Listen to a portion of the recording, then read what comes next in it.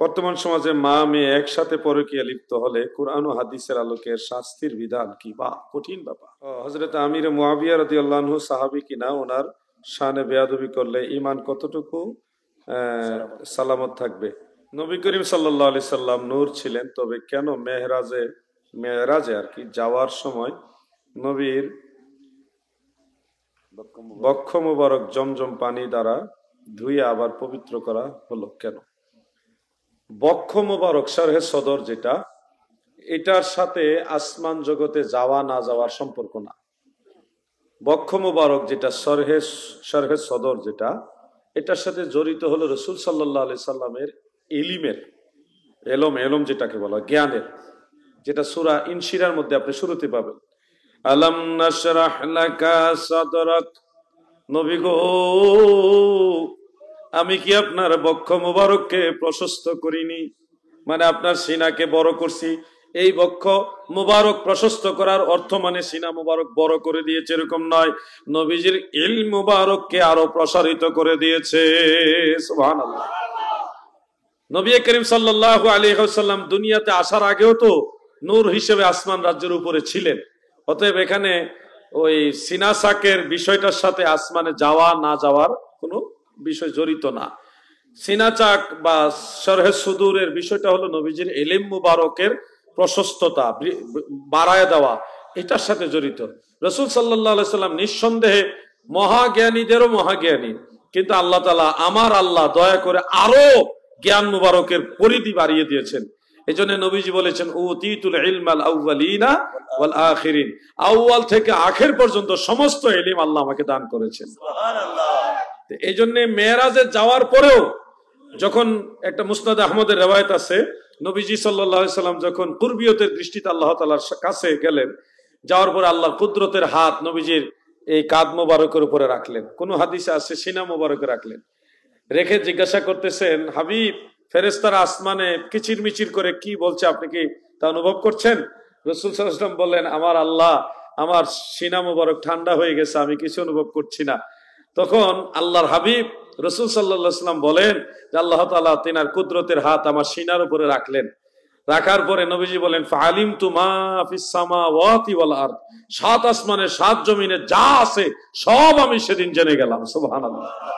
তো নবীজির জ্ঞান মুবারকের প্রসারতা, এটার সাথে হলো সিনা চাকের সম্পর্ক।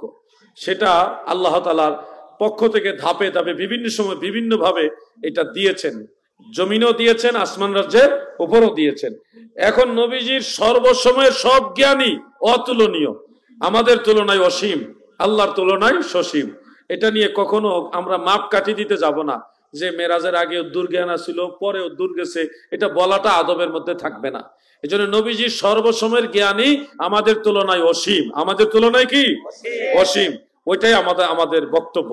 আর মেরাজে আসমানে যাওয়া না যাওয়ার সাথে সিনা চাকের বিষয়টা জড়িত না, যদিও ওটা করা হয়েছে, কিন্তু ওইটা না করলে মেরাজে যাইতে পারবে না এরকম কোনো কথা হাদিসের মধ্যে নাই। আল্লাহ আমাদের ভাইদের বোঝার তৌফিক দেন। আমিন। এটা কি হযরত আমির মুআবিয়া রাদিয়াল্লাহু আনহু সাহাবী কিনা, ওনার শানে বেয়াদবি করলে ঈমান কতটুকু সালামত থাকবে? হযরত আমির মুআবিয়া রাদিয়াল্লাহু আনহু নিঃসন্দেহে একজন সাহাবী। ওনাকে যারা সাহাবী মানবে না তারা আহলে সুন্নাতুল জামাত হতে পারে না, এরা শিয়া। পৃথিবীর ইতিহাসে সমস্ত ইমামরা, ইমাম বুখারী, মুসলিম, আবু দাউদ, তিরমিজি, নাসাই, ইবনে মাজা, ইমাম আবু হানিফা, ইমাম মালিক, ইমাম আহমদ, ইমাম শাফিঈ, এই যে চার মাযহাবের ইমামরা, চার তরিকার ইমাম যারা, হুজুর গাউসে পাক, খাজা গরিব নওয়াজ, খাজা বাহাউদ্দিন নকশবন্দ, মুজাদ্দিদ আল ফিসানি, সমস্ত ইমামরা এটা বিল ইত্তেফাক, সবাই ঐকমত্য পোষণ করে তিনি যে সাহাবী রাসূল এটা সবাই মেনেছেন। এখন আলাদাভাবে আপনি যদি বলেন আমি মানি না, তাহলে আপনি হয়তো আগের মুসলমানদের কাতারে নাই, আপনি অন্য কাতারে চলে গেছেন। সেটা আপনি যেতেই পারেন, আপনার স্বাধীনতা আছে, আপনি যান না, জাহান্নামে গেলে আমাদের কি? আমরা আপনাকে বলবো সমস্ত মুসলমানরা যেদিকে আমরা ওদিকে। আমিরে মুআবিয়া রাদিয়াল্লাহু আনহু সাহাবী ছিলেন, এটা অন্য সাহাবারও মানতেন, আপনি মানেন না, তা আপনি কি সাহাবীদের চেয়ে মহাজ্ঞানী? হযরত আব্দুল্লাহ ইবনে আব্বাস আমিরে মুআবিয়াকে সাহাবী মানতো। বুখারী শরীফের মধ্যে দেখেন তিনি বলেছেন ফাইন্নাহু ফাকিহুন, আমিরে মুআবিয়াকে হযরত আব্দুল্লাহ ইবনে আব্বাস বলেছে উনি একজন ফকিহ, এবং আরেক জায়গা আছে তিনাকে সাহাবী রাসূল বলা হয়েছে, বুখারীতে আছে। এজন্য সাহাবীরা ওনাকে রসুলের সাহাবী হিসেবে মানে, আপনি মানেন না। নবীজির পর্দা নেওয়ার পরেও আমিরে মুআবিয়া রাদিয়াল্লাহু আনহু তিনি যখন জীবিত অথবা ইনি ইন্তেকাল হওয়ার পরেও অনেক সাহাবীরা ওনাকে সাহাবী, তাবিঈরা ওনাকে সাহাবী হিসেবে মেনেছেন, আপনি মানেন না। এটা আপনার জন্য বদনসিব যে আপনি মানতে পারছেন না। শেরে খোদা মাওলা আলীর সাথে যে বিষয়গুলি হয়েছে, সেই সিফফিনের যুদ্ধ বা অন্যান্য বিষয়গুলো, এগুলির ক্ষেত্রে মাওলা আলী ছিলেন হকের উপরে, আর আমিরে মুআবিয়া রাদিয়াল্লাহু আনহু ছিলেন ইজতিহাদি খাতার উপরে, ভুল সিদ্ধান্তের উপরে। এটা সব ইমামরা ফয়সালা দিয়ে দিয়েছেন। এরপরও মাওলা আলী যাকে সাহাবী মানে, আপনি তাকে মানেন না। আপনি মাওলা আলীকে এত ভালোবাসেন যে মাওলা আলী যাকে সাহাবী রাসূল বলতেছে, জান্নাতি বলতেছে, তাবারানির হাদিসের মধ্যে আছে, সহিহ হাদিস। শেরে খোদা হযরত আলী রাদিয়াল্লাহু আনহু বলেছেন যে আমিরে মুআবিয়াকে যারা মানছে এবং তার পক্ষে নিয়েছে তারাও জান্নাতে যাবে, যারা আমি আলীকে মেনেছে আমার পক্ষে যুদ্ধ করেছে তারাও জান্নাতে যাবে, সবাই জান্নাতি। মাওলা আলী বলতেছে আমিরে মুআবিয়া জান্নাতি, আর আপনি ওনাকে মানেন না। তাহলে আপনি মাওলা আলীকে মানছেন নি? আপনি তো মাওলা আলী রাদিয়াল্লাহু আনহু তিনাকে মানেন না। আসল বিষয় ইমাম হাসান রাদিয়াল্লাহু আনহু আমিরে মুআবিয়াকে সাহাবী মানে, আপনি মানেন না। কি আজীব ব্যাপার। এই জন্য বলবো, না মানলে আমাদের কি আসে যায়, আপনি যান গা, যেদিকে মনে যদি যান। আমরা ইসলাম নতুন পাই নাই, 1450 বছর ধরে ইসলাম যেভাবে চলে আসছে আমরা ওইভাবে চলবো। হুজুর গাউসে পাক যেভাবে চলছে আমরা ওইভাবে চলবো। মুজাদ্দিদ আল ফিসানি যেভাবে চলেছে আমরা ওইভাবে চলবো। গাউসে পাকের সাথে বড় কোনো ওলি আপনাদের চট্টগ্রামে আছে? বুড়া হুজুর আর জোয়ান হুজুর, যত হুজুরই বলেন, যদি কেউ এরকম মনে করে যে আমিরে মুআবিয়া সাহাবী না, এই বিষয়ে বসবে, ফিজিক্যালি একেবারে প্র্যাকটিক্যাল বসবেন, বুড়া হুজুর জোয়ান হুজুর যে হুজুর হোক, ওনাদের সসম্মানে আমি বললাম, ওনারা যদি ব্যবস্থা করে আমি ওনাদের কাছে যাব, আমি যাব ইনশাল্লাহ। আমার নিরাপত্তা সহ যেটা শরীয়তে একটা সিকিউরিটি, আল্লাহই তো আমাদের নিরাপত্তা দিবেন, সেই ভরসা আমাদের সবার অন্তরে আছে।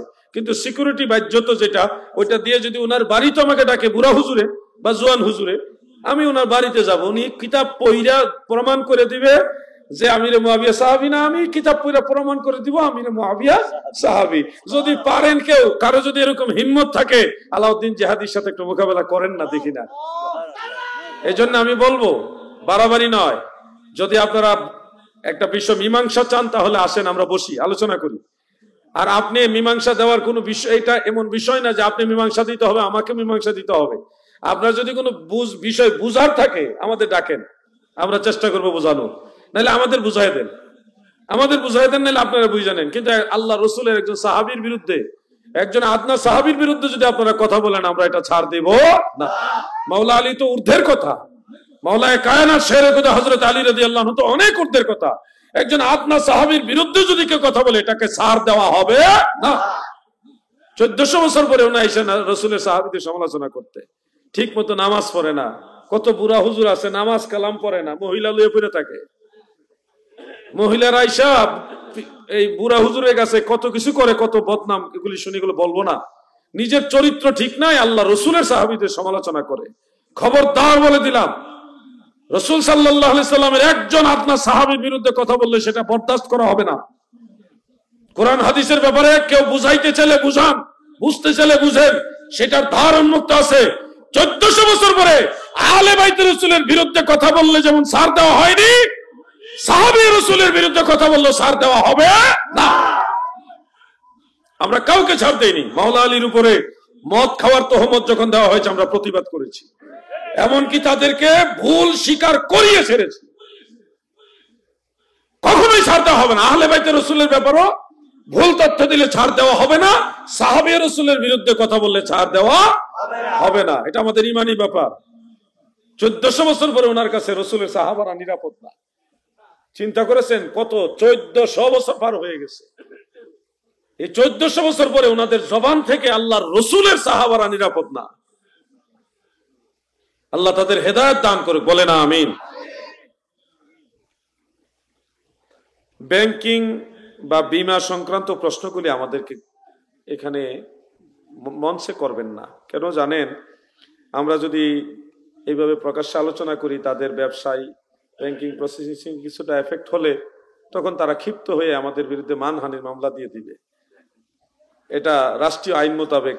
তখন আমরা এই ধরনের অপ্রীতিকর পরিস্থিতি চাই না। আপনারা পার্সোনাল কিছু জিনিস আমাদের জিজ্ঞাসা করবেন। কথা বুঝতে পারছেন? এই জন্য এটার উত্তর হাউজে দিলাম না, পার্সোনাল জেনে নেবেন। আমরা মুসলমান, সুদের সাথে আমাদের কোনো সম্পর্ক নাই। সুদ যদি কোনো অনিচ্ছার বাইরে ইন্টারেস্ট চলে আসে, সেটা সোয়াবের নিয়ত ছাড়া আমরা অন্য কাউকে, গরিব মিসকিনকে দান করে দিই, কারণ এটা আমার চাওয়ার জিনিস না, এটা এমনি আসছে, প্রসেসিং এর কারণে ইন্টারেস্ট চলে আসে। এটা সোয়াবের নিয়ত ছাড়া এতিম মিসকিন যারা, তাদেরকে দিয়ে দিবেন, বাস। আপনি খাবেন না, আপনার জন্য এটা হারাম, আপনার জন্য ইন্টারেস্ট কি হারাম। কিন্তু আপনি যে চান নাই, আপনি তো চাচ্ছেন না ব্যাংকের কাছে, বিকাশ অ্যাকাউন্টের কাছে চাচ্ছেন না, কিন্তু অটোমেটিক চলে আসে, না চাইলেও চলে আসে, এটা সিস্টেম হয়ে গেছে। তো ওই যে অতিরিক্ত উদ্বৃত্ত যে টাকাটা চলে আসে, ইন্টারেস্ট, এটা আপনার জন্য, এটা সুদ, এটা ইন্টারেস্ট মানে সুদ, হারাম। এটা আপনি গরিব মিসকিন অসহায় মানুষ যারা, তাদেরকে সোয়াবের নিয়ত ছাড়া দান করে দিবেন, দিয়ে দিবেন আর কি। এটা সোয়াব হবে, ওই নিয়তে দেওয়া যাবে না, কিন্তু এমনি দিয়ে দিতে হবে। আর আপনার জন্য এটা হারাম, আপনার জন্য কি, বাস। যারা বুঝার বুঝে নিয়েছেন। একজন বক্তার নাম লিখেছেন, ওইটা তো উত্তর দিয়ে দিয়েছি, ওই যে ঈসা আলাইসাল্লামের কথাটা, ঈসা আলাইসাল্লাম আর আদম আলাইসাল্লাম, একটু আগে বললাম না, এটাই, ওইটা প্রশ্ন আসছিল। প্রশ্নকারী সালাম দিয়েছেন, আসসালামু আলাইকুম ওয়া রাহমাতুল্লাহ। আমরা সবাই বলি ওয়া আলাইকুম আসসালাম। বর্তমান সমাজে মা মেয়ে একসাথে পরকীয়া লিপ্ত হলে কুরআন ও হাদিসের আলোকে শাস্তির বিধান কি? বা কঠিন ব্যাপার, এটা কিয়ামতের একটা আলামত, কঠিন আলামত এটা। মা মেয়ে দুজনেই পরকীয়া লিপ্ত, এমনকি আপনাদের এলাকায় এরকম আছে কিনা, ঢাকায় বা বড় বড় শহর এলাকায় এই ধরনের ঘটনা পাওয়া যায়। এখন পরকীয়াটা মহামারী আকারে দেখা দিয়েছে, যার কারণে সংসারগুলোতে শান্তি নাই, স্বামী স্ত্রীর মধ্যে মহব্বত নাই, এবং বাবা ছেলে, মা মেয়ে, মা ছেলে, এদের এই যে সম্পর্কটা, এটার মধ্যে একটা তিক্ততা, একটা অচেনা একটা বাধা এসে দূরত্ব তৈরি করে দিচ্ছে, একটা নোংরামি, যেটা নোংরামির একেবারে চরম পর্যায়ে। আপনি যদি দেখেন যে আপনার মা, একটা কথার কথা, ডোন্ট মাইন্ড প্লিজ, আপনার মা আপনার বাবা ছাড়া অন্য একটা পুরুষের সাথে সম্পর্ক রাখছে গোপনে, এটাকে আপনি মেনে নেবেন? এটাকে মেনে নেওয়ার জিনিস? আপনার বোন, সে তার স্বামী আছে, তা সত্ত্বেও আরেকজন পরপুরুষের সাথে রিলেশনে আছে, এটা আপনি দেখেন, তাহলে আপনার কেমন লাগবে? আপনার রুচিবোধটা কি ভালো লাগবে না খারাপ লাগবে? নিঃসন্দেহে খারাপ লাগবে। কারণ মানুষ আর পশুর মধ্যে বেশ কম হলো এটা। পশুর ভেদ বিচার নাই, মানুষের ভেদ বিচার আছে। পশুর কাপড় চোপড় নাই, মানুষের কাপড় চোপড় আছে, পোশাক পরিচ্ছদ আছে। পশু যখন যার সাথে মনে চায় তার সাথে মিলিত হয়, কিন্তু মানুষের স্বভাব এরকম নয়। মানুষ আর পশুর মধ্যে বেশ কমই হলো এটা। আপনারা যদি মনে করেন না আমরা মানুষ হব না, আমরা পশু হব, তাহলে পশুর আচরণ নিয়ে চললে আপনাদের পরকাল হবে ঠিকানা জাহান্নাম। ঠিকানা কোথায়? জাহান্নাম। আর যদি বলেন না, আল্লাহ আমাদের দয়া করে মানুষ বানাইছেন, আমরা মানুষ হিসেবে বাঁচবো, তাহলে মানবীয় আচরণের মধ্যে এই ধরনের কাজ পড়ে না। আর 1450 বছর আগে রাসূল সাল্লাল্লাহু আলাইহি সাল্লাম যতগুলি কিয়ামতের আলামতের কথা বলেছেন, এর মধ্যে পরকীয়া এই ধরনের শব্দ তো হাদিসে নাই। নবীজি বলেছে, মহিলারা প্রকাশ্যে পরপুরুষের সাথে সম্পর্কে লিপ্ত হবে, স্বামী থাকা সত্ত্বেও স্বামীর অবাধ্য হবে, এটা কিয়ামতের আলামত। তো স্বামীর অবাধ্য হয়ে পরপুরুষের সাথে সম্পর্ক করে, এটাতেই তো আমরা বলি পরকীয়া। তো নামে যদিও হাদিসে পরকীয়া শব্দ নাই, কিন্তু মূল বিষয়টা, আলোচনাটা কিন্তু আল্লাহ রাসূল 1450 বছর আগে বলছে। আর মূল আলামত আমরা দেখছি, আমাদের কলেজ ইউনিভার্সিটির অনেক মেয়েরা, আমাদের বোনেরা, তারা প্রকাশ্যে এখন আনন্দের সাথে গান গায়, এমন পোশাক পরিচ্ছদ ব্যবহার করে, তাদেরকে দেখলে পশুরাও লজ্জা পায়, তাদেরকে দেখলে মানুষ লজ্জা পায় বটে, পশুরাও লজ্জা পায়। তো এই জন্য আমাদের মায়েরা, আমাদের বোনেরা তাদের নিজেদের যে ইজ্জত, আমানত, এটা নিজেরাই নষ্ট করে দিচ্ছে। যে মেয়েকে, যে নারীকে আল্লাহ রসুল সাল্লাল্লাহু আলাইহি সাল্লাম সর্বোচ্চ সম্মান দিয়েছে, বলছে মা, এই মায়ের পায়ের নিচে জান্নাত, মায়ের চেহারার দিকে তাকানো ইবাদত, মা বাবার খেদমত করা ইবাদত, কত সম্মান দিয়েছে আল্লাহ এবং আল্লাহ রাসূল এই নারীকে। কিন্তু সেই নারী তাদের নিজেদের ইজ্জত নিজেরা নষ্ট করে দিচ্ছে। যে জিনিসটা ঢেকে রাখার জন্য আল্লাহ বলেছে, সেটা তারা প্রকাশ করে দিচ্ছে। এতে করে নারীরা নিজেরাই পুরুষের জন্য বিভিন্ন ভাবে ভোগ্য পণ্য হিসেবে পরিণত হয়ে যাচ্ছে। অটোমেটিক তারা নিজেদের কৃতকর্মের কারণেই, সেই জাহিলি যুগে রাসূল সাল্লাল্লাহু আলাইহি ওয়াসাল্লাম দুনিয়াতে আসার আগে মেয়েরা যেমন বাজারে বিক্রি হইতো, এখন আপনারা যদি একটু গভীরভাবে খেয়াল করেন, দেখবেন মেয়েরা যারা এই জেনারেল শিক্ষিতদের মধ্যে একটু বেশি, আরবি পড়লেই যে একবার ফেরেস্তা হয় তা না, তবে তুলনামূলক কম আছে। জেনারেল শিক্ষিত মেয়েদের মাঝে এমন এমন বেপরোয়া জিন্দিগি দেখা যাচ্ছে। গত কয়েকদিন আগে একটা নিউজ দেখলাম, টেলিভিশনের নিউজ, মাদারীপুরের দুইটা মেয়ে এমন পরিমাণ মদ পান করছে, মদ পান করে নাচতে নাচতে ওই অবস্থায় মারা গেছে। তাহলে আমাদের মেয়েরা কত পরিমাণ বেপরোয়া হয়ে গেছে, কতটা বেপরোয়া হয়েছে, তাদের পোশাক পরিচ্ছদ এমনটাই মানে বেমানান হয়ে গেছে যে তাদের দেখলে মানুষের লজ্জা লাগে, কিন্তু তাদের লজ্জা শরম উঠে গেছে, তাদের চোখে লজ্জা নাই, কিন্তু আমাদের লজ্জা লাগে। এই হলো মানুষ আর পশুর মধ্যে বেশ কম। মানুষ দিন দিন পশুর চরিত্রে চলে যাচ্ছে। মান্যগণ্যতা, বড়দের শ্রদ্ধা করা, ছোটদের আদর করা, এই যে একটা জিনিস, এই জিনিসটা টোটালি উঠে যাচ্ছে। শুধুমাত্র পীর মুর্শেদ যারা মানে অথবা নামাজ কালাম বা ধর্মীয় কাজের সাথে যারা জড়িত, তারাই একটু সভ্যতার মধ্যে, মানবিকতার মধ্যে রয়েছে। কিন্তু আমরা দেখছি জেনারেল শিক্ষিত বা হাই ক্লাস এডুকেটেড পার্সন যারা আছে, তারা তাদের কি ইয়ের নাম দোহাই দিয়ে, আধুনিকতার দোহাই দিয়ে তারা যেভাবে মন সেভাবে চলতেছে। সবচেয়ে আফসোসের বিষয় হলো একজন মা, ইনি হেজাব ব্যবহার করছেন, মানে চুল টুল ঢাইকা রাখছে, বুরকাও পরে আসে, কিন্তু ওনার মেয়ে হলো ডিজিটাল কাপড় পরে ঘুরতেছে। আর এই মাকে সবার আগে জাহান্নামে দেওয়া উচিত। যে বৃদ্ধা নারী, সে বুরকা পরেছে, হেজাব ব্যবহার করছে, নেকাব ব্যবহার করতেছে, কিন্তু তার মেয়েকে থ্রি পিস পরাইয়া, থ্রি পিসও তো না, একেবারে টাইট ফিটিং কাপড় পরাইয়া শো ডাউন করাইতেছে। তো এই মা তো সবার আগে জাহান্নামে যাওয়া উচিত। পর্দা তো ওই বৃদ্ধা নারীর চেয়ে যুবতী নারীর জন্য আরো বেশি দরকার। কি বলেন আপনারা? বৃদ্ধা নারীর চেয়ে যুবতী নারীর জন্য পর্দা বেশি দরকার। বেশরম আমি এই নারীদের দেখলে, কোন নারী বেশরম? ওই বুরকা পরনেওয়ালা নারী, বুরকা পরেছে তারপরে বেশরম কেন বলতেছি? তার যুবতী নারী, অবিবাহিত একটা মেয়েকে একেবারে টাইট ফিটিং কাপড় পরিয়ে রাস্তায় প্রদর্শন করছে, নিজে বুরকা পরেছে, এগুলি বেশরম। নিজের স্ত্রী, নিজের মেয়ে, আপনারাও তো অনেকে নিজেদের স্ত্রীকে মোটর সাইকেলের পিছনে বসায় শোডাউন করেন। কেন? আপনার স্ত্রীকে আপনি দেখবেন না জনগণ দেখবে? জনগণকে না দেখাইলে আপনার ভালো লাগে না, জাহান্নামে যাওয়ার জন্য প্রস্তুত হন। আপনারা ভাবছেন আমাকে কে থামাবে? আরে আপনি কিছুই না, আপনি কিছুই না। একদিন 3 বার পায়খানা করলে আপনার পাওয়ার শেষ, এমন কিছুই আপনি না।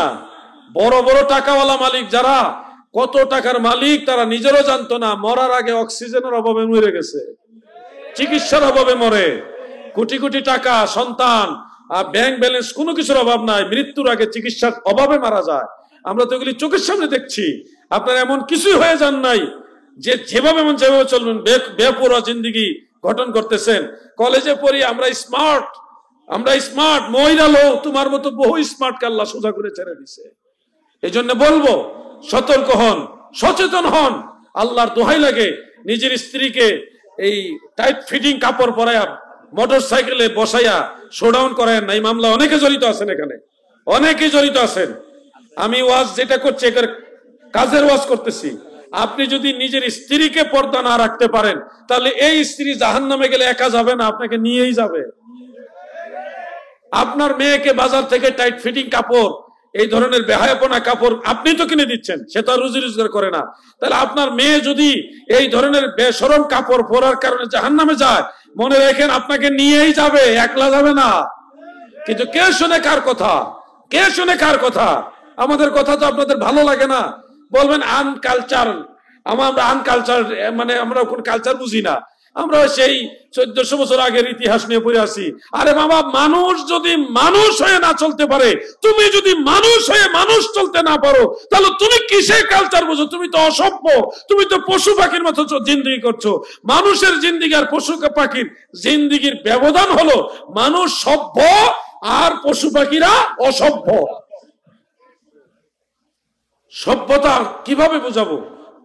আজকের মাহফিলে যারা এসছেন, মা বাবার ওয়াজ তো করলাম, এই ওয়াজটা অন্তর থেকে নেন যে আমাদের স্ত্রীকে, আমাদের বোনকে, আমাদের মেয়েকে আমরা বেপরদায় চলাফেরা করাবো না। কন্ট্রোল করে নিয়ে আসেন, কন্ট্রোল করে নিয়ে আসেন। ভাই আমার, খুব বেশি দিন নয় যে আপনি মারা যাবেন, এমন নয় যে আপনি 200-400 বছর বাঁচবেন। খুব তাড়াতাড়ি আপনি আল্লাহ পাকের ডাকে সাড়া দিবেন, যেভাবে আগের মানুষগুলি সাড়া দিয়েছে। খুব দ্রুত আপনার ডাক চলে আসবে। অতএব এমন কিছু কাজ করে যান যেন মৃত্যুর পরে আপনার আখিরাতের জিন্দেগিটা ভালো হয়। আল্লাহ আমার ভাইদেরকে আমল করার তৌফিক দেন, বলেন আমিন। বোয়ালখালীর মা বোনেরা গো,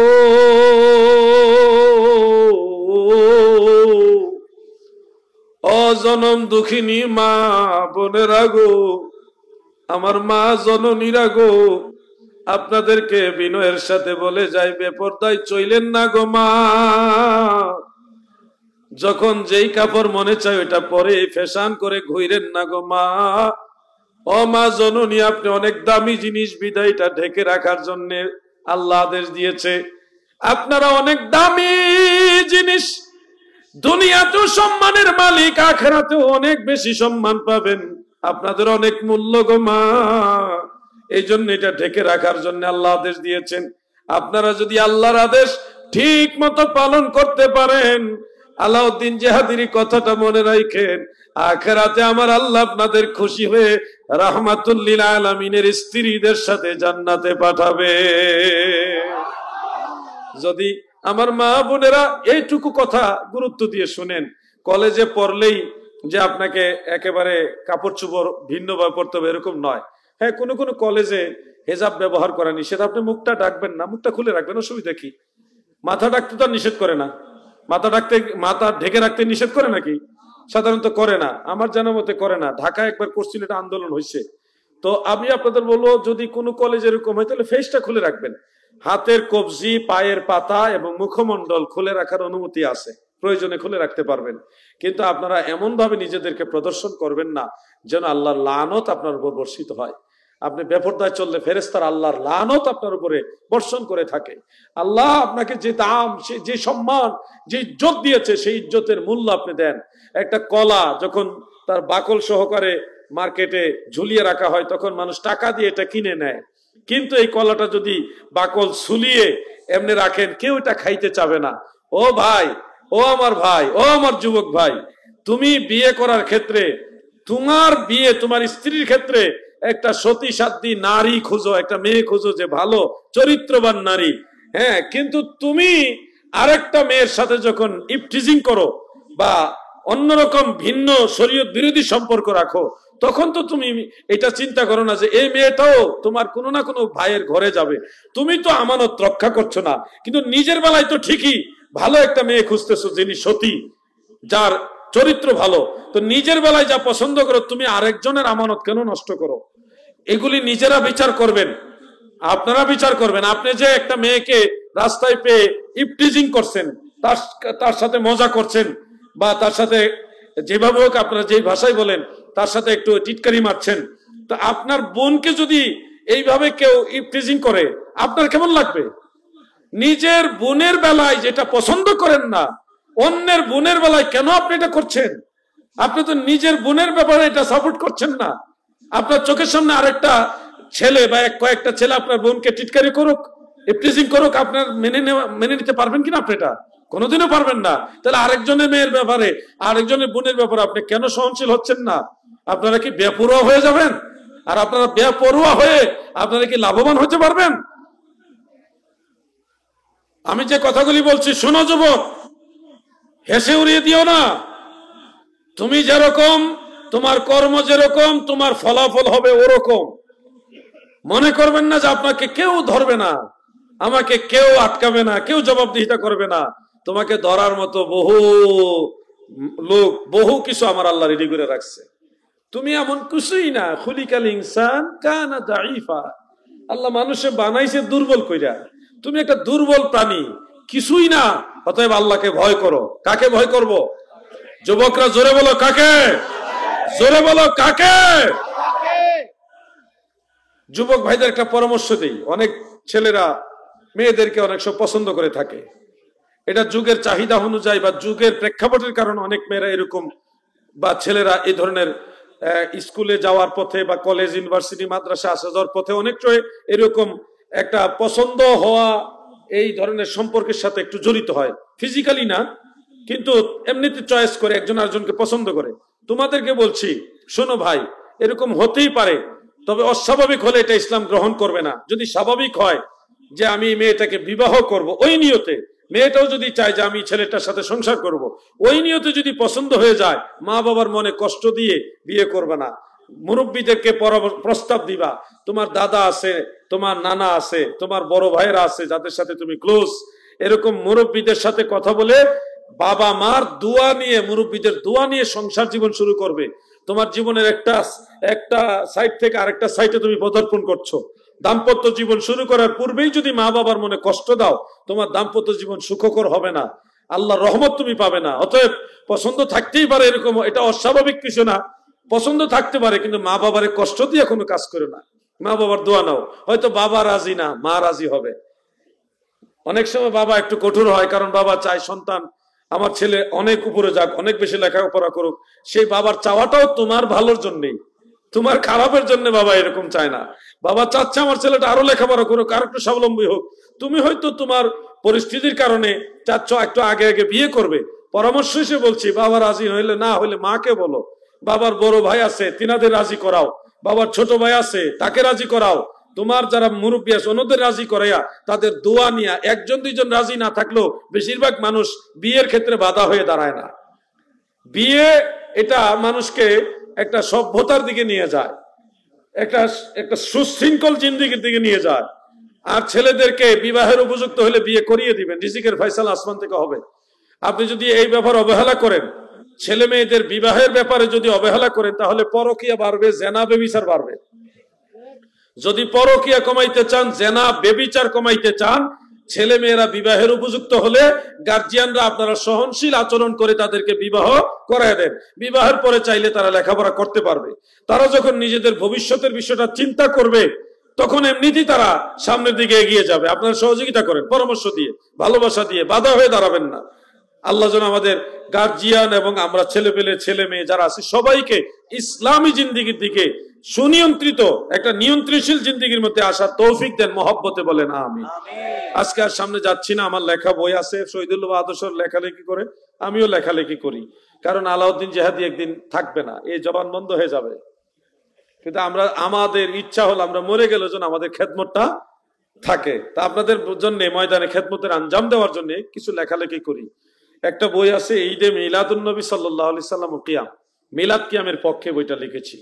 আমার যুবক ভাইরা, তোমরা তো লেখাপড়া করো, কলেজ ইউনিভার্সিটিতে যাও, তোমাদের ফ্রেন্ড সার্কেলে অনেক লোক আছে মিলাদ কিয়াম মানে না, তাদেরকে একটা বই নিয়ে গিফট দাও, নিজেও পড়ো, নিজেরা দায়িত্ব নাও। এই বইটা 150 টাকা হাদিয়া, কাগজের দাম অনেক বেড়ে গেছে। এটা 100 টাকা ছিল, 100 টাকা করে আমি সুন্দর মতো দিতে পারছি, কিন্তু এখন প্রায় 100 টাকা হয়ে গেছে ছাপার খরচ। এখন আমি তো ক্যারিং খরচ বাদ দিয়ে দিলাম, এটা তো আবার ছাপাইবার টাকা লাগবে না? তো এই জন্য এই বইটা আপনারা সংগ্রহ করে নেবেন, প্রত্যেকের কাজে লাগবে। প্রিয় নবীজির সালাত, নামাজ বিষয়ক একটা বই আমি লিখেছি। এটা একটু ব্যাপক, একটু লম্বা বই। একজন মুসলমান হিসেবে আপনার ঘরে একটা নামাজের বই দরকার। নারী পুরুষের নামাজের পার্থক্যগুলো, অজু, গোসল, আজান, একামত, নামাজের প্রত্যেকটা মাসালা, প্রতিটা মাসালার দলিল এই বইটার মধ্যে আছে। এটা 500 টাকা। মুসলমান হিসেবে, বিশেষ করে সুন্নি মুসলমান হিসেবে বইটা আপনার ঘরে থাকা উচিত। কত দিকে তো টাকা নষ্ট হবে, এটা আপনার লাগবে, আপনার স্ত্রীরও লাগবে, আপনার ছেলেরও লাগবে, আপনার মেয়েরও লাগবে। বংশ পরম্পরায় সকল মুসলমানদের এই বইটা দরকার হবে। এটা আমার বিজনেস না, এটা আমার খেদমত। আপনারা বইটা সংগ্রহ করে রেখে দিবেন। আমার একটা ছোট বই আসবে, 3টা বই আছে, 3টা বই সংগ্রহ করে নিবেন। আশা করি ইসলামের এই খেদমতে আপনারা সহযোগী হবেন, নিজেরা আমল করবেন, আরেকজনকে আমল করার জন্য উৎসাহিত করবেন। আসেন আমরা দাঁড়ায় নবীজিকে সালাম জানাই। ইয়া নবী সালামু আলাইকা, ইয়া রাসূল সালামু আলাইকা, ইয়া হাবিব সালামু আলাইকা। নবী করিম সাল্লাল্লাহু আলাইহি সাল্লাম নূর ছিলেন, তবে কেন মেরাজে আর কি যাওয়ার সময় নবীর বক্ষ মুবারক জমজম পানি দ্বারা ধুয়ে আবার পবিত্র করা হলো কেন? বক্ষ মুবারক শারহে সদর যেটা, এটার সাথে আসমান জগতে যাওয়া না যাওয়ার সম্পর্ক না। বক্ষ মুবারক যেটা শারহে সদর যেটা, এটার সাথে জড়িত হলো রাসূল সাল্লাল্লাহু আলাইহি সাল্লামের ইলিমের, এলম এলম যেটাকে বলা জ্ঞানের, যেটা সূরা ইনশিরার মধ্যে আপনি শুরুতে পাবেন, আলাম নাশরাহ লাকা সাদরাক, নবী গো আমি কি আপনার বক্ষ মুবারককে প্রশস্ত করিনি, মানে আপনার সিনাকে বড় করছি। এই বক্ষ মুবারক প্রশস্ত করার অর্থ মানে সিনা মুবারক বড় করে দিয়েছে এরকম নয়, নবীজির ইলম মুবারককে আরো প্রসারিত করে দিয়েছে। সুবহানাল্লাহ। নবী করিম সাল্লাল্লাহু আলাইহি ওয়াসাল্লাম দুনিয়াতে আসার আগেও তো নূর হিসেবে আসমান রাজ্যের উপরে ছিলেন। অতএব এখানে ওই সিনা সাকের বিষয়টার সাথে আসমানে যাওয়া না যাওয়ার কোনো বিষয় জড়িত না। সিনা চাক বা শরহে সুদূরের বিষয়টা হলো নবীজির ইলম মুবারকের প্রশস্ততা বাড়ায় দেওয়া, এটার সাথে জড়িত। রাসূল সাল্লাল্লাহু আলাইহি সাল্লাম নিঃসন্দেহে মহাজ্ঞানীদেরও মহাজ্ঞানী, কিন্তু আল্লাহ তাআলা আমার আল্লাহ দয়া করে আরো জ্ঞান মুবারকের পরিধি বাড়িয়ে দিয়েছেন। এই জন্য নবীজি বলেছেন উতীতুল ইলমাল আউয়ালিনা ওয়াল আখিরিন, আউয়াল থেকে আখির পর্যন্ত সমস্ত ইলম আল্লাহ আমাকে দান করেছেন। সুবহানাল্লাহ। এই জন্য মেরাজে যাওয়ার পরেও যখন একটা মুসনাদ আহমদের রিওয়ায়াত আছে, নবীজি সাল্লাল্লাহু আলাইহি সাল্লাম যখন কুরবিয়তের দৃষ্টিতে আল্লাহ তাআলার কাছে গেলেন, যাওয়ার পরে আল্লাহর কুদরতের হাত নবীজির এই কাঁধ মোবারকের উপরে রাখলেন, কোন হাদিসে আছে সিনা মোবারকে রাখলেন, রেখে জিজ্ঞাসা করতেছেন হাবিব ফেরেশতারা আসমানে কিচির মিচির করে কি বলছে আপনি কি তা অনুভব করছেন? রাসূল সাল্লাল্লাহু আলাইহি ওয়াসাল্লাম বললেন আমার আল্লাহ আমার সিনা মোবারক ঠান্ডা হয়ে গেছে, আমি কিছু অনুভব করছি না। তখন আল্লাহর হাবিব রাসূল সাল্লাল্লাহু আলাইহি ওয়াসাল্লাম বলেন যে আল্লাহ তাআলা তিনার কুদরতের হাত আমার সিনার উপরে রাখলেন। রাখার পরে নবীজি বলেন ফাআলিমতু মা ফিস সামাওয়াতি ওয়াল আরদ, সাত আসমানে সাত জমিনে যা আছে সব আমি সেদিন জেনে গেলাম। সুবহানাল্লাহ। তো নবীজির জ্ঞান মুবারকের প্রসারতা এটার সাথে হলো সিনা চাকের সম্পর্ক, সেটা আল্লাহ তাআলার পক্ষ থেকে ধাপে ধাপে বিভিন্ন সময় বিভিন্নভাবে এটা দিয়েছেন, জমিনও দিয়েছেন, আসমান রাজ্যের উপরও দিয়েছেন। এখন নবীজির সর্বসময়ের সব জ্ঞানই অতুলনীয়, আমাদের তুলনায় অসীম, আল্লাহর তুলনায় সসীম। এটা নিয়ে কখনো আমরা মাপ কাটি দিতে যাব না যে মেরাজের আগে দুর্জ্ঞান ছিল পরে দূর গেছে, এটা বলাটা আদবের মধ্যে থাকবে না। এই জন্য নবীজির সর্বসময়ের জ্ঞানই আমাদের তুলনায় অসীম, আমাদের তুলনায় কি অসীম, ওইটাই আমাদের বক্তব্য। আর মেরাজে আসমানে যাওয়া না যাওয়ার সাথে সিনা চাকের বিষয়টা জড়িত না, যদিও ওটা করা হয়েছে, কিন্তু ওইটা না করলে মেরাজে যাইতে পারবে না এরকম কোনো কথা হাদিসের মধ্যে নাই। আল্লাহ আমাদের ভাইদের বোঝার তৌফিক দেন, আমিন।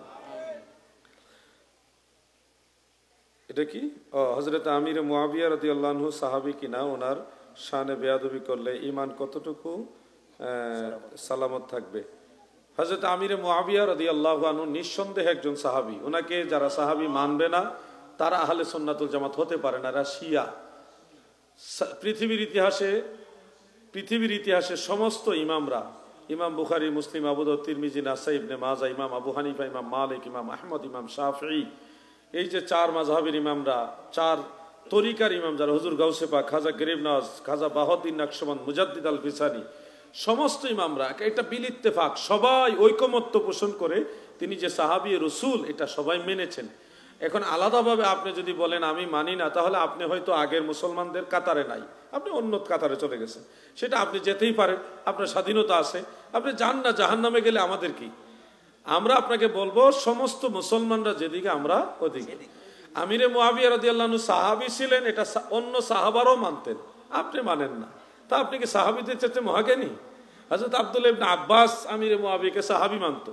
বুখারী শরীফের মধ্যে দেখেন তিনি বলেছেন ফাইন্নাহু ফাকিহুন, আমিরে মুআবিয়াকে হযরত আব্দুল্লাহ ইবনে আব্বাস বলেছে উনি একজন ফকিহ, এবং আরেক জায়গা আছে তিনাকে সাহাবী রাসূল বলা হয়েছে, বুখারীতে আছে। এজন্য সাহাবীরা ওনাকে রাসূলের সাহাবী হিসেবে মানে, আপনি মানেন না। নবীজির পর্দা নেওয়ার পরেও আমিরে মুআবিয়া রাদিয়াল্লাহু আনহু তিনি যখন জীবিত অথবা ইনি ইন্তেকাল হওয়ার পরেও অনেক সাহাবীরা ওনাকে সাহাবী, তাবিঈরা ওনাকে সাহাবী হিসেবে মেনেছেন, আপনি মানেন না। এটা আপনার জন্য বদনসিব যে আপনি মানতে পারছেন না। শেরে খোদা মাওলা আলীর সাথে যে বিষয়গুলি হয়েছে, সেই সিফফিনের যুদ্ধ বা অন্যান্য বিষয়গুলো, এগুলির ক্ষেত্রে মাওলা আলী ছিলেন হকের উপরে, আর আমিরে মুআবিয়া রাদিয়াল্লাহু আনহু ছিলেন ইজতিহাদি খাতার উপরে, ভুল সিদ্ধান্তের উপরে। এটা সব ইমামরা ফয়সালা দিয়েছেন। এরপরও মাওলা আলী যাকে সাহাবী মানে আপনি তাকে মানেন না। আপনি মাওলা আলীকে এত ভালোবাসেন যে মাওলা আলী যাকে সাহাবী রাসূল বলতেছে জান্নাতি বলতেছে, তাবারানির হাদিসের মধ্যে আছে, সহিহ হাদিস। শেরে খুদা হযরত আলী রাদিয়াল্লাহু আনহু বলেছেন যে আমিরে মুয়াবিয়াকে যারা মানছে এবং তার পক্ষে নিয়েছে তারাও জান্নাতে যাবে, যারা আমি আলীকে মেনেছে আমার পক্ষে যুদ্ধ করেছে তারাও জান্নাতি যাবে, সবাই জান্নাতি। মাওলা আলী বলতেছে আমিরে মুয়াবিয়া জান্নাতি, আর আপনি ওনাকে মানেন না, তাহলে আপনি মাওলা আলীকে মানছেননি। আপনি তো মাওলা আলী রাদিয়াল্লাহু আনহু তিনাকে মানেন না। আসল বিষয় ইমাম হাসান রাদিয়াল্লাহু আনহু আমিরে মুয়াবিয়াকে সাহাবী মানে, আপনি মানেন না। কি আজীব ব্যাপার। এই জন্য বলবো না মানলে আমাদের কি আসে, আপনি যান গা, যেদিকে মনে যদি যান। আমরা ইসলাম নতুন পাই নাই, 1450 বছর ধরে ইসলাম যেভাবে চলে আসছে আমরা ওইভাবে চলবো। হুজুর গাউসে পাক যেভাবে চলছে আমরা ওইভাবে চলবো। মুজাদ্দিদ আল ফিসানি যেভাবে চলেছে আমরা ওইভাবে চলবো। গাউসে পাকের সাথে বড় কোনো ওলি আপনাদের চট্টগ্রামে আছে? বুড়া হুজুর আর জোয়ান হুজুর যত হুজুরই বলেন, যদি কেউ এরকম মনে করে যে আমিরে মুয়াবিয়া সাহাবী না, এই বিষয়ে বসবে, ফিজিক্যালি একেবারে প্র্যাকটিক্যাল বসবেন, বুড়া হুজুর জোয়ান হুজুর যেই হুজুর হোক, ওনাদের সসম্মানে আমি বললাম, ওনারা যদি ব্যবস্থা করে আমি ওনাদের কাছে যাব, আমি যাব ইনশাল্লাহ। আমার নিরাপত্তা সহ যেটা শরীয়তে একটা সিকিউরিটি, আল্লাহই তো আমাদের নিরাপত্তা দিবেন, সেই ভরসা আমাদের সবার অন্তরে আছে। কিন্তু সিকিউরিটি বাধ্যত যেটা, ওইটা দিয়ে যদি ওনার বাড়ি তো আমাকে ডাকে বুড়া হুজুরে বা জোয়ান হুজুরে, আমি ওনার বাড়িতে যাব, উনি কিতাব পইরা প্রমাণ করে দিবে যে আমিরে মুয়াবিয়া সাহাবী না, আমি কিতাব পইরা প্রমাণ করে দিব আমিরে মুয়াবিয়া সাহাবী। যদি পারেন কেউ, কারো যদি এরকম হিম্মত থাকে, আলাউদ্দিন জিহাদির সাথে একটু মোকাবেলা করেন না, দেখি না।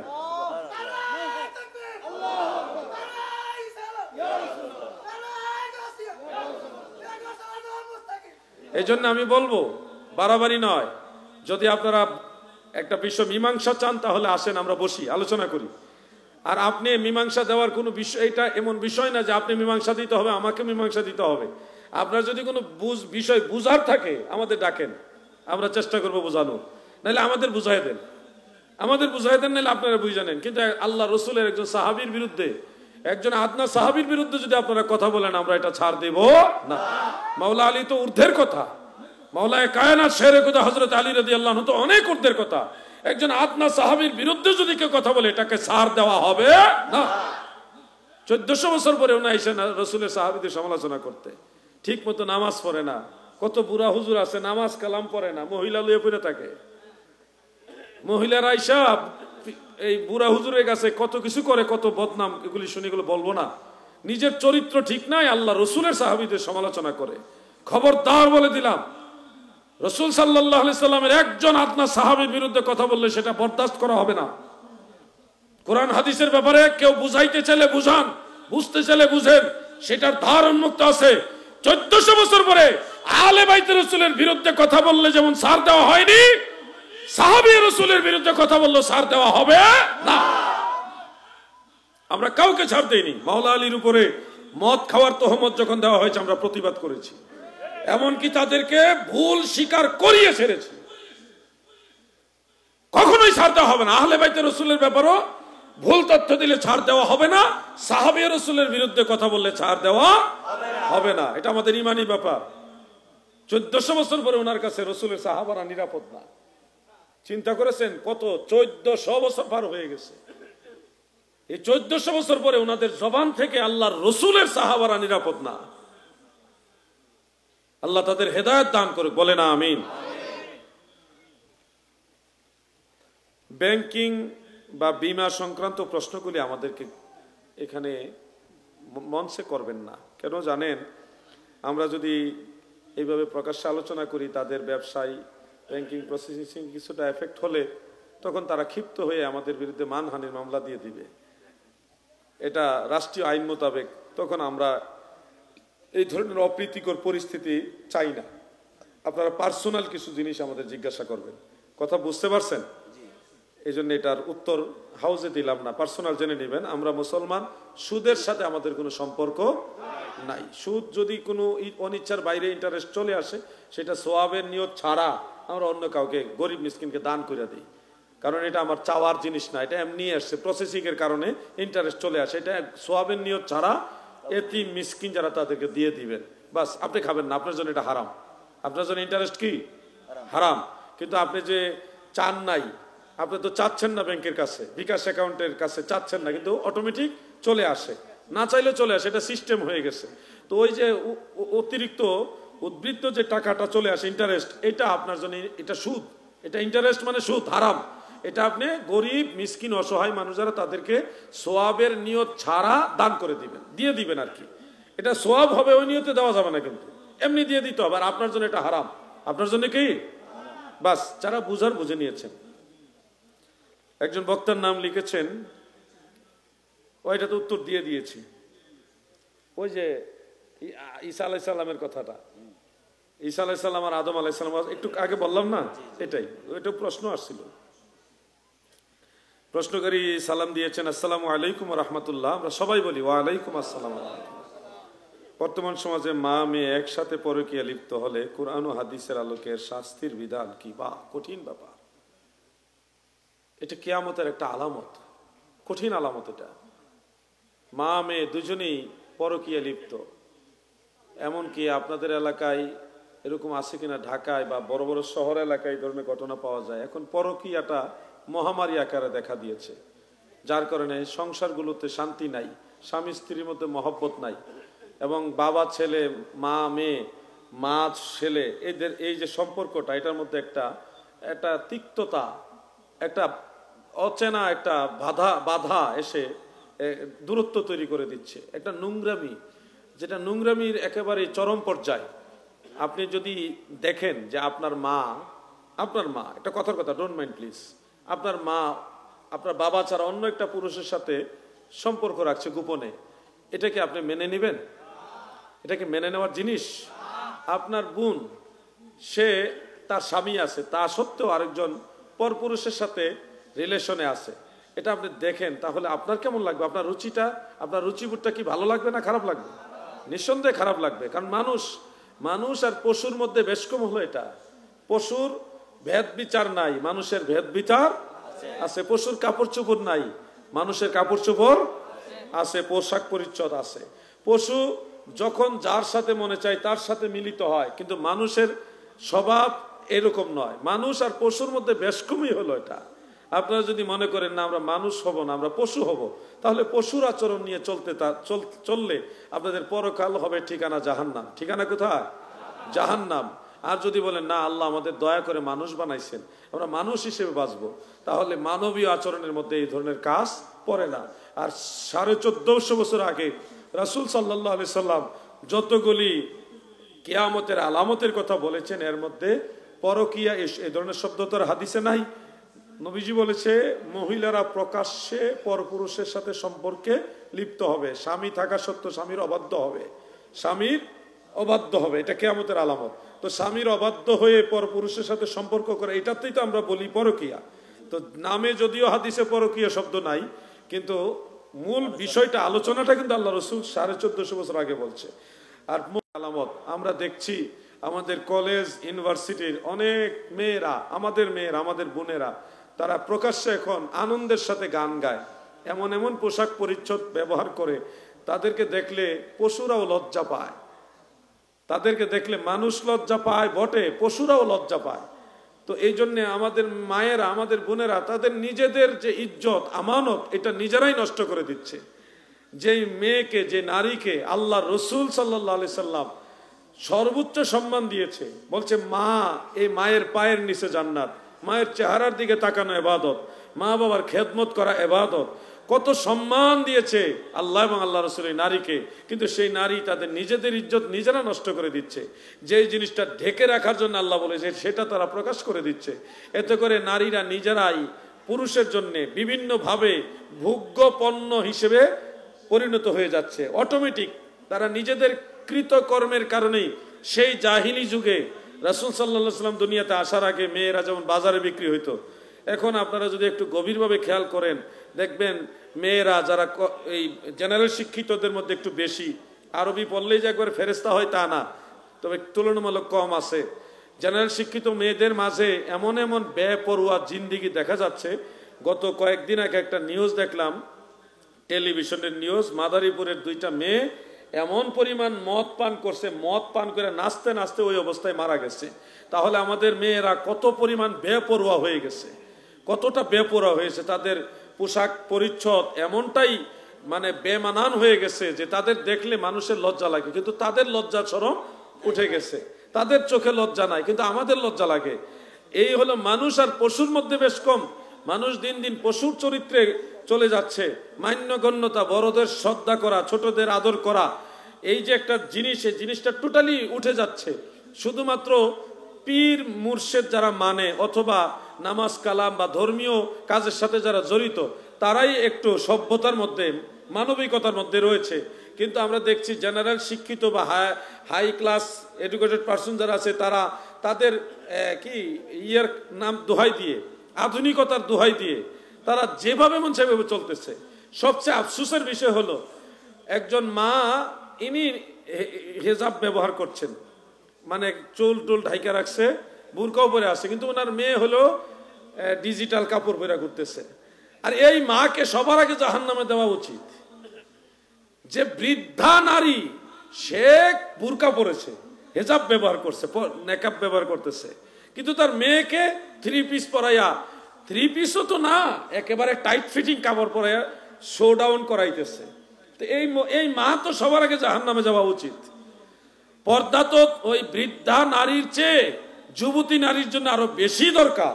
কি বলেন আপনারা? বৃদ্ধা নারীর চেয়ে যুবতী নারীর জন্য পর্দা বেশি দরকার। বেশরম আমি এই নারীদের দেখলে, কোন নারী বেশরম? ওই বুরকা পরনেওয়ালা নারী, বুরকা পরেছে তারপরে বেশরম কেন বলতেছি? তার যুবতী নারী, অবিবাহিত একটা মেয়েকে একেবারে টাইট ফিটিং কাপড় পরিয়ে রাস্তায় প্রদর্শন করছে, নিজে বুরকা পরেছে, এগুলি বেশরম। নিজের স্ত্রী, নিজের মেয়ে, আপনারাও তো অনেকে নিজেদের স্ত্রীকে মোটর সাইকেলের পিছনে বসায় শোডাউন করেন। কেন? আপনার স্ত্রীকে আপনি দেখবেন না জনগণ দেখবে?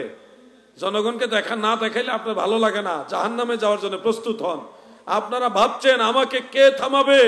আরে আপনি কিছুই না, আপনি কিছুই না।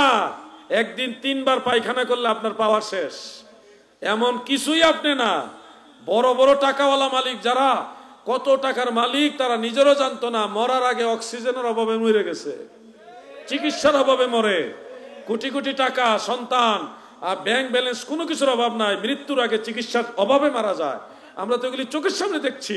আপনারা এমন কিছুই হয়ে যান নাই যে যেভাবে মন সেভাবে চলবেন, বেপরোয়া জিন্দেগি গঠন করতেছেন। কলেজে পড়ি আমরা স্মার্ট, মহিলালো তোমার মতো বহু স্মার্টকে আল্লাহ সোজা করে ছেড়ে দিছে। এই জন্য বলবো, সতর্ক হন, সচেতন হন। আল্লাহর দোহাই লাগে, নিজের স্ত্রীকে এই টাইট ফিটিং কাপড় পরাইয়া মোটর সাইকেলে বসাইয়া শোডাউন করেন না। এই মামলা অনেকে জড়িত আছেন, এখানে অনেকে জড়িত আছেন। আমি ওয়াজ যেটা করছি, কাজের ওয়াজ করতেছি। আপনি যদি নিজের স্ত্রীকে পর্দা না রাখতে পারেন, তাহলে এই স্ত্রী জাহান্নামে গেলে একা যাবে না, আপনাকে নিয়েই যাবে। আপনার মেয়েকে বাজার থেকে টাইট ফিটিং কাপড়, এই ধরনের বেহায়াপনা কাপড় আপনি তো কিনে দিচ্ছেন, সে তো আর রুজি রোজগার করে না। তাহলে আপনার মেয়ে যদি এই ধরনের বেশরম কাপড় পরার কারণে জাহান্নামে যায়, মনে রাখেন আপনাকে নিয়েই যাবে, একলা যাবে না। কিন্তু কে শুনে কার কথা? কে শুনে কার কথা? আমাদের কথা তো আপনাদের ভালো লাগে না, বলবেন আনকালচার। আমরা আনকালচার মানে আমরা কোন কালচার বুঝি না, আমরা সেই 1400 বছর আগের ইতিহাস নিয়ে পড়ে আসি। আরে বাবা, মানুষ যদি মানুষ হয়ে না চলতে পারে, তুমি যদি মানুষ হয়ে মানুষ চলতে না পারো, তাহলে তুমি কিসের কালচার বুঝো? তুমি তো অসভ্য, তুমি তো পশু পাখির মতো জিন্দেগি করছো। মানুষের জিন্দেগি আর পশু পাখির জিন্দেগির ব্যবধান হলো, মানুষ সভ্য আর পশু পাখিরা অসভ্য। সভ্যতা কিভাবে বোঝাবো? আজকের মাহফিলে যারা এসছেন, মা বাবার ওয়াজ তো করলাম, এই ওয়াজটা অন্তর থেকে নেন যে আমাদের স্ত্রীকে, আমাদের বোনকে, আমাদের মেয়েকে আমরা বেপরদায় চলাফেরা করাবো না। কন্ট্রোল করে নিয়ে আসেন, কন্ট্রোল করে নিয়ে আসেন। ভাই আমার, খুব বেশি দিন নয় যে আপনি মারা যাবেন, এমন নয় যে আপনি 200-400 বছর বাঁচবেন। খুব তাড়াতাড়ি আপনি আল্লাহ পাকের ডাকে সাড়া দিবেন, যেভাবে আগের মানুষগুলি সাড়া দিয়েছে। খুব দ্রুত আপনার ডাক চলে আসবে। অতএব এমন কিছু কাজ করে যান যেন মৃত্যুর পরে আপনার আখেরাতের জিন্দেগিটা ভালো হয়। আল্লাহ আমার ভাইদেরকে আমল করার তৌফিক দেন, বলেন আমিন। বোয়ালখালীর মা বোনেরা গো,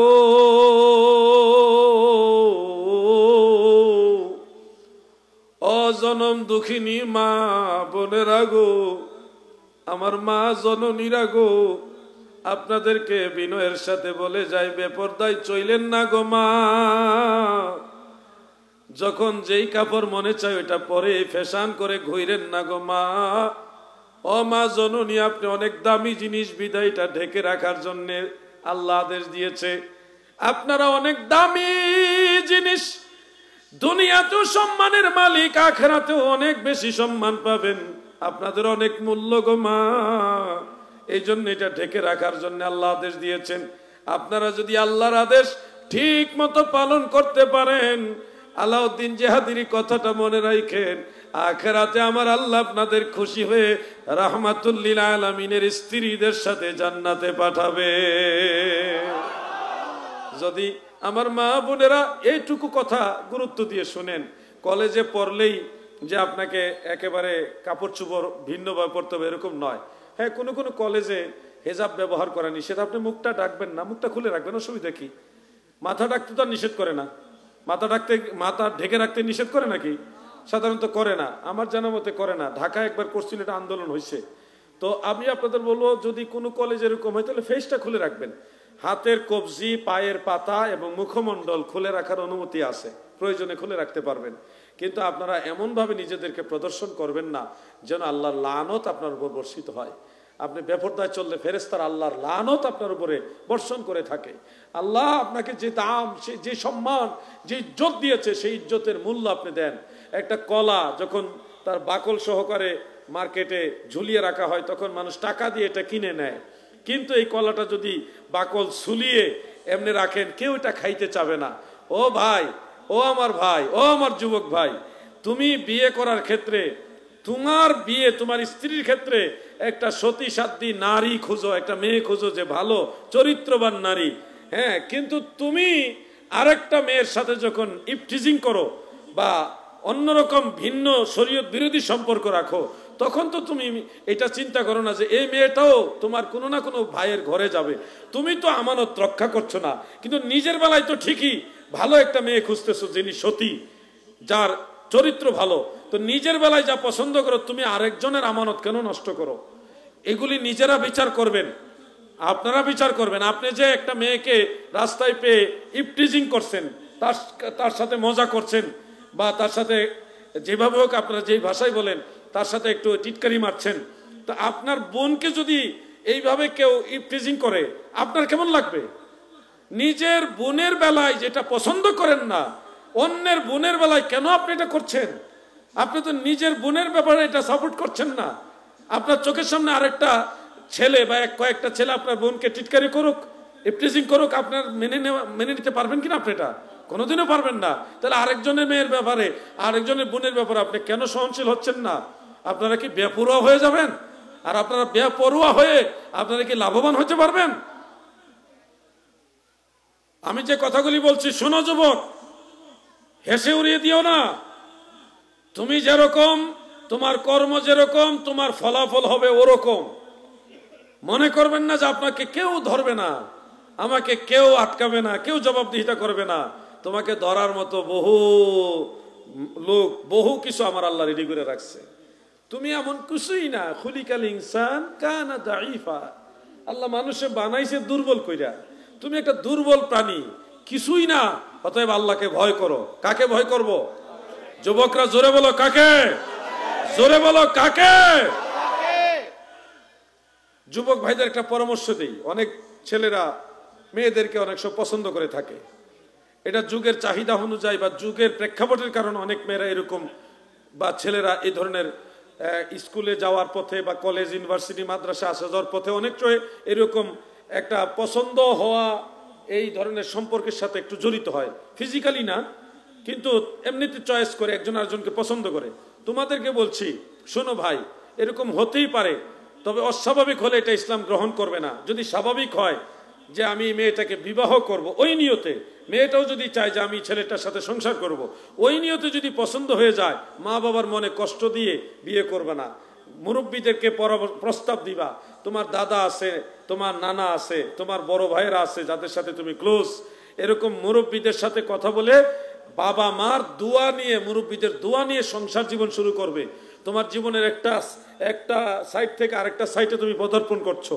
দাম্পত্য জীবন শুরু করার পূর্বেই যদি মা বাবার মনে কষ্ট দাও, তোমার দাম্পত্য জীবন সুখকর হবে না, আল্লাহর রহমত তুমি পাবে না। অতএব পছন্দ থাকতেই পারে, এরকম এটা অস্বাভাবিক কিছু না, পছন্দ থাকতে পারে, কিন্তু মা বাবারে কষ্ট দিয়ে কোনো কাজ করে না। মা বাবার দোয়া নাও। হয়তো বাবা রাজি না, মা রাজি হবে। অনেক সময় বাবা একটু কঠোর হয়, কারণ বাবা চায় সন্তান আমার ছেলে অনেক উপরে যাক, অনেক বেশি লেখাপড়া করুক। সেই বাবার চাওয়াটাও তোমার ভালোর জন্যই, তোমার খারাপের জন্য বাবা এরকম চায় না। বাবা চাচ্ছে আমার ছেলেটা আরো লেখাপড়া করুক, আর একটু স্বাবলম্বী হোক। তুমি হয়তো তোমার পরিস্থিতির কারণে চাচ্ছ একটু আগে আগে বিয়ে করবে। পরামর্শ হিসেবে বলছি, বাবা রাজি হইলে, না হইলে মাকে বলো, বাবার বড় ভাই আছে তিনাদের রাজি করাও, বাবার ছোট ভাই আছে তাকে রাজি করাও, তোমার যারা মুরব্বী আছে ওনাদের রাজি করাইয়া তাদের দোয়া নিয়া। একজন দুইজন রাজি না থাকলেও বেশিরভাগ মানুষ বিয়ের ক্ষেত্রে বাধা হয়ে দাঁড়ায় না। বিয়ে এটা মানুষকে একটা সভ্যতার দিকে নিয়ে যায়, একটা সুশৃঙ্খল জিন্দেগির দিকে নিয়ে যায়। আর ছেলেদেরকে বিবাহের উপযুক্ত হলে বিয়ে করিয়ে দিবেন, রিজিকের ফয়সালা আসমান থেকে হবে। আপনি যদি এই ব্যাপার অবহেলা করেন, ছেলে মেয়েদের বিবাহের ব্যাপারে যদি অবহেলা করেন, তাহলে পরকিয়া বাড়বে, জেনা বেবিচার বাড়বে। যদি পরকিয়া কমাইতে চান, জেনা বেবিচার কমাইতে চান, ছেলে মেয়েরা বিবাহের উপযুক্ত হলে গার্জিয়ানরা আপনারা সহনশীল আচরণ করে তাদেরকে বিবাহ করায় দেন। বিবাহের পরে চাইলে তারা লেখাপড়া করতে পারবে। তারা যখন নিজেদের ভবিষ্যতের বিষয়টা চিন্তা করবে, তখন এমনিতেই তারা সামনের দিকে এগিয়ে যাবে। আপনারা সহযোগিতা করেন, পরামর্শ দিয়ে, ভালোবাসা দিয়ে, বাধা হয়ে দাঁড়াবেন না। আল্লাহ যেন আমাদের গার্জিয়ান এবং আমরা ছেলে মেয়ে যারা আছি সবাইকে ইসলামী জিন্দিগির দিকে সুনিয়ন্ত্রিত একটা নিয়ন্ত্রণশীল জিন্দিগির মধ্যে আসার তৌফিক দেন, মহব্বতে বলেন আমিন। আজকে আর সামনে যাচ্ছি না, আমার লেখা বই আছে, শহীদুল্লাহ আদর্শর লেখালেখি করে, আমিও লেখালেখি করি। কারণ আলাউদ্দিন জেহাদি একদিন থাকবে না, এই জবান বন্ধ হয়ে যাবে। কিন্তু আমাদের ইচ্ছা হল আমরা মরে গেলে যেন আমাদের খেদমতটা থাকে। তা আপনাদের জন্য ময়দানে খেদমতের আঞ্জাম দেওয়ার জন্য কিছু লেখালেখি করি। একটা বই আছে, ঈদে মিলাদুন নবী সাল্লাল্লাহু আলাইহি সাল্লাম ও কিয়াম, মিলাদ কিয়ামের পক্ষে বইটা লিখেছি। আমার যুবক ভাইরা, তোমরা তো লেখাপড়া করো, কলেজ ইউনিভার্সিটিতে যাও, তোমাদের ফ্রেন্ড সার্কেলে অনেক লোক আছে মিলাদ কিয়াম মানে না, তাদেরকে একটা বই নিয়ে গিফট দাও, নিজেও পড়ো, নিজেরা দায়িত্ব নাও। এই বইটা 150 টাকা হাদিয়া, কাগজের দাম অনেক বেড়ে গেছে। এটা 100 টাকা ছিল, 100 টাকা করে আমি সুন্দর মতো দিতে পারছি, কিন্তু এখন প্রায় 100 টাকা হয়ে গেছে ছাপার খরচ। এখন আমি তো ক্যারিং খরচ বাদ দিয়ে দিলাম, এটা তো আবার ছাপাইবার টাকা লাগবে না। তো এই জন্য এই বইটা আপনারা সংগ্রহ করে নেবেন, প্রত্যেকের কাজে লাগবে। প্রিয় নবীজির সালাত, নামাজ বিষয়ক একটা বই আমি লিখেছি। এটা একটু ব্যাপক, একটু লম্বা বই। একজন মুসলমান হিসেবে আপনার ঘরে একটা নামাজের বই দরকার। নারী পুরুষের নামাজের পার্থক্যগুলো, অজু, গোসল, আজান, একামত, নামাজের প্রত্যেকটা মাসালা, প্রতিটা মাসালার দলিল এই বইটার মধ্যে আছে। এটা 500 টাকা। মুসলমান হিসেবে, বিশেষ করে সুন্নি মুসলমান হিসেবে বইটা আপনার ঘরে থাকা উচিত। কত দিকে তো টাকা নষ্ট করে, এটা আপনার লাগবে, আপনার স্ত্রীরও লাগবে, আপনার ছেলেরও লাগবে, আপনার মেয়েরও লাগবে। বংশ পরম্পরায় সকল মুসলমানদের এই বইটা দরকার হবে। এটা আমার বিজনেস না, এটা আমার খেদমত। আপনারা বইটা সংগ্রহ করে রেখে দিবেন। আমার একটা ছোট বই আসবে, 3টা বই আছে, 3টা বই সংগ্রহ করে নেবেন। আশা করি ইসলামের এই খেদমতে আপনারা সহযোগী হবেন, নিজেরা আমল করবেন, আরেকজনকে আমল করার জন্য উৎসাহিত করবেন। আসেন আমরা দাঁড়ায় নবীজিকে সালাম জানাই। ইয়া নবী সালামু আলাইকা ইয়া রাসূল